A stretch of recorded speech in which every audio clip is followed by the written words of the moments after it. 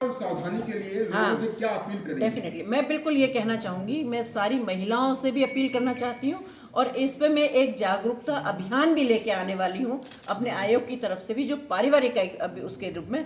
और मैं ये बहुत जल्दी अपने सारे ज़िले में ही स्टेप बाय स्टेप करने वाली हूँ कि कम से कम महिलाओं को भी अपना दिमाग खोल के रखना चाहिए, परिवार को भी अपने बच्चों पर भी ध्यान देना चाहिए और उनको ये भी उनकी गतिविधियों पर भी दिमाग रखना चाहिए, ध्यान रखना चाहिए। ये नहीं होना चाहिए कि हम हर टाइम अपने अपने आप में इन्वॉल्व हों। और एक इतनी दूरी बढ़ती जा रही है परिवार में, अगर 4 लोग हैं तो चारों को अपना अपना स्पेस चाहिए होता है। तो मुझे लगता है जो ये स्पेस वाली जो प्रथा बनी है ये बहुत गलत है और बच्चों को कहीं ना कहीं गलत दिशा में लेके जा रही है। तो मैं ज़रूर कहना चाहूँगी कि थोड़ा परिवार में भी अपने उनके माँ बाप से भी और बच्चियों से भी कहना चाहूँगी, क्योंकि एक लेबल होता है कि जैसे अब डॉक्टर हैं, डॉक्टरों में जिहाद चल रहा है या इसमें है, तो मुझे लगता है कि इनको अपना दिमाग थोड़ा खोलना चाहिए। इनको जिस व्यक्ति के साथ आप अटैच होने जा रहे हो, जिस व्यक्ति के साथ आप दोस्ती करने जा रहे हो, तो उसके बारे में, उसकी पृष्ठभूमि के बारे में पता होना चाहिए कि आप कहाँ हैं, आप क्या कर रहे हैं। उसके बाद उनके माँ बाप को भी थोड़ा कम से कम ये नज़र रखना चाहिए कि भाई हमारा बच्चा जा रहा है वो किस किस सर्कल में मूव कर रहा है, कैसी सोसाइटी में बैठ रहा है, जिम में जा रहा है तो आखिर वो कर क्या रहा है। तो कभी कभी अगर माएँ भी जिम में चली जाएं तो क्या दिक्कत है, जाना चाहिए। हमारे बच्चे अगर हम केयर नहीं करेंगे तो कौन करेगा। तो मुझे लगता है कि इसके लिए अपने आप को भी जागरूक होना बहुत ज़्यादा जरूरी है। इस अभियान का क्या कोई रूपरेखा बनी है? किन लोगों के बीच में कौन करेंगे इस अभियान? नहीं, अभी आपने शायद देखा नहीं, उसमें पुलिस बहुत तहकीकात कर रही है, बहुत कार्रवाई से, और जिसमें उसमें बहुत सारे लोग पकड़े भी गए हैं अभी। और निश्चित रूप से कि अब तो कहीं भी अगर गड्ढे में भी वो कूद जाएंगे, कुएं में भी कूद जाएंगे तो वहाँ से भी निकाल लेंगे। उनका सरकार इतनी मजबूत है, माननीय मुख्यमंत्री जी इस पर इतना काम कर रहे हैं, तो मुझे लगता है कि ये चीज़ें खत्म होंगी।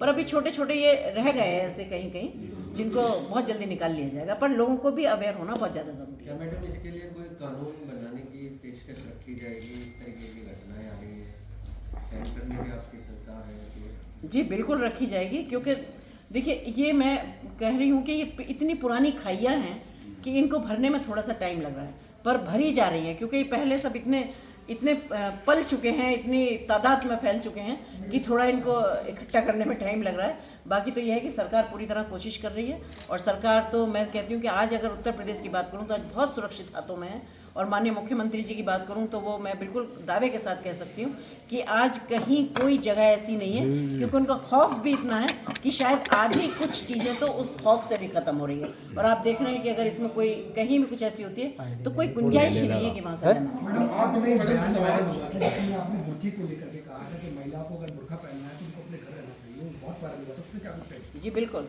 ये उसका भी एक रीज़न था। उसका रीज़न ये था कि अब मैं आयोग में बैठी हुई हूँ और मेरे सामने कोई बुरखे में आए। बुरखे को अगर लेके देखें तो आप ही के माध्यम से मैं बता रही हूँ कि आपने भी मीडिया में देखा होगा कि बुरखे पहन के क्या क्या बुरखे के अंदर काम होते हैं सारे। इवन आपने देखा होगा कि कई जगह तो ज्वेलर्स ने अपनी दुकानों पर लिख के लगा दिया कि हमारे यहाँ बुरखा पहन के एंट्री नहीं है, शॉपिंग करेंगे तो वो बुरखा करें। अब मैं कहती हूँ अगर आयोग में अगर मैं बैठी हुई हूँ और एक महिला के पास आ रही, तो मुझे लगता है बुरखे की या नकाब की क्या ज़रूरत है, क्योंकि मुझे खुद नहीं पता चलता कि मेरे सामने कौन आया हुआ है। अभी आपने देखा कि 6 साल की कोई बच्ची थी, उसके साथ गलत हरकत की और वो आदमी था बुरखे के अंदर। आप ही लोगों के माध्यम से मुझे भी पता चला, अरेस्टिंग हुई थी उसकी। तो मैं ये कहती हूँ कि बुरखा ऐसी कौन सी चीज़, ऐसी कौन सी जगह है, ठीक है आपके धर्म में है, आपकी चीज़ों में, लेकिन जहाँ बुरखे की ज़रूरत नहीं है वहाँ नहीं लगाना चाहिए उनको। तो मैं हमेशा कहती हूँ कि अच्छा देखिए, दूसरी बात यह है कि क्योंकि मैं हर बात तर्क के आधार पे कहती हूँ, मैं कोई बात ऐसी नहीं कहती, क्योंकि मैं सोशली भी बहुत रहती हूँ इन्वॉल्व। दूसरी बात, मैं हर टाइम उसी तरह के केस भी सुनती रहती हूँ कि जितनी प्रॉब्लम है वो ज़्यादातर उनके घरों से हैं। ऐसे ऐसे प्रॉब्लम है कि जिस दिन मेरी ये बाइट चल रही थी उस दिन मैं अपने ऑफिस में बैठी हुई थी और मेरे पास एक पीड़िता वहाँ बैठी हुई थी। दोनों वो उसी समुदाय से थी, जिसमें एक महिला ने एक शादी की पुरुष मतलब जिसका था, तो उसने उससे दूसरी शादी कर ली, उससे पहले भी किसी एक को छोड़ा हुआ था, जबकि उसके 6-7 बच्चे भी थे और उसने नहीं बताया उसको कि ये, पर क्योंकि तलाक की प्रथा या कुछ उन पर कानून वाली प्रथा कुछ है नहीं, उन्होंने कहा और उनको छोड़ दिया। एक महिला आई मेरे पास कि उसका ससुर के साथ कुछ रहा होगा, फिर वो प्रेग्नेंट हुई तो उसके पति ने उसको इस बात पे छोड़ दिया कि क्योंकि जबकि वो अपने पति की उनके कोई रस्म या कुछ ऐसा था जो भी मुझे आइडिया नहीं है, पर उसने इस बात से छोड़ दिया कि जो ये बच्चा है वो भाई मेरे बाप का है, मुझे नहीं पता कहाँ जाओगी तुम। अब वो बाप कहे कि मेरे बेटे की बहू है तो मैं कैसे रख सकता हूँ। मतलब ऐसी ऐसी पीड़िताएं जब मेरे पास आती हैं तो मुझे खुद नहीं समझ आता कि मैं क्या डिसीजन लूँ, मैं क्या कहूँ। तो मैं उनसे भी कहती हूँ कि वो भी जागें और ये सब चीज़ों को छोड़ें, ये देखें कि समाज किस तरफ जा रहा है। अब समाज को जब आत्मनिर्भर बनाने की बात होती है, देश को या प्रदेश को, तो वहाँ हर वर्ग की महिलाएं सरकार में या किसी भी योजनाओं में हो, चाहे सरकार की किसी भी सुविधा में हो, कहीं वहाँ ये नहीं देखा जाता कि किस समुदाय की महिला। वह महिला है तो महिला है, चाहे किसी भी समुदाय की महिलाएं हैं, किसी भी समुदाय की बेटियां हैं, उनको जागरूक होना चाहिए, उनको अपना अच्छा बुरा खुद सोचने की क्षमताएं होनी चाहिए और उन्हें पढ़ाई लिखाई में भी आगे बढ़ना चाहिए। जी।